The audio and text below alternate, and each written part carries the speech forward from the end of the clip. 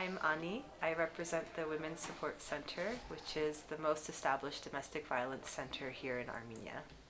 We are part of a network of domestic violence support centers, and as an organization that also works very closely with our state partners, we're in right now talking with the ministry, with local municipalities, and with our partners, women's organizations on the grounds to determine what are the urgent needs. We have to consider the context that all of this is taking place in. And the word displacement really doesn't do justice to what's going on. Individuals and families from Nagorno-Karabakh have been under siege for 10 months at this point.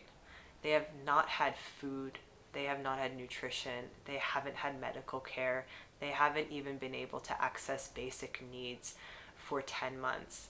And living under siege has created so many challenges for them, so many vulnerabilities, and it was in this context that they were then forcibly displaced.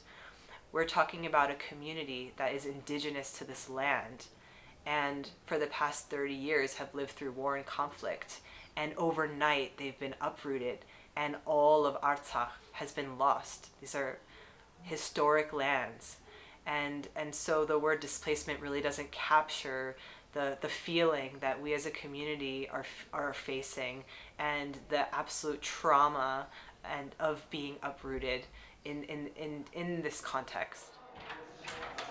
So basically, we got a call this morning from one of our domestic violence support centers working in Armavir, and she described to us what the urgent needs were, and specifically the need for diapers and for hygiene products.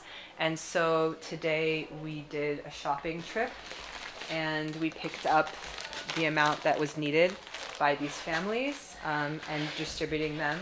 Yesterday we also did a distribution to families, or to our domestic violence support center that's located in Marduni, and they also supported 25 families with what they needed. Right now, because the need is so great and people flooded in thousands, we are trying and working with our partners in the regions to get them food and get them hygienic products and basically everything that they need at the moment to hold them over until the state aid kicks in.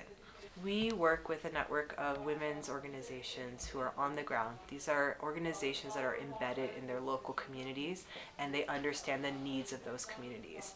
And it's really critical, especially at a time like this, to work with families and based on their specific needs, taking into account gender and age and other factors that are at play, whether they have a disability or not. And this is the role that women's specialist support services in times of conflict have always played. And this is also the case for Armenia. It was the insistence of our organizations in 2020 that relief aid packages included specific food items that people really urgently needed, and kitchenware that they could use to cook the food that was being distributed to them, and menstrual hygiene and other things that were left out of these packages. So it was through these interventions that we were making sure to meet the needs of all of those women and their families. I encourage you to not stay silent and be a witness to what's happening and support any way that you can, whether that's finding an organization and volunteering with them, or sending aid and money to organizations like ours who are distributing it to families that are in most need. You can do something about what's happening right now by lending your support.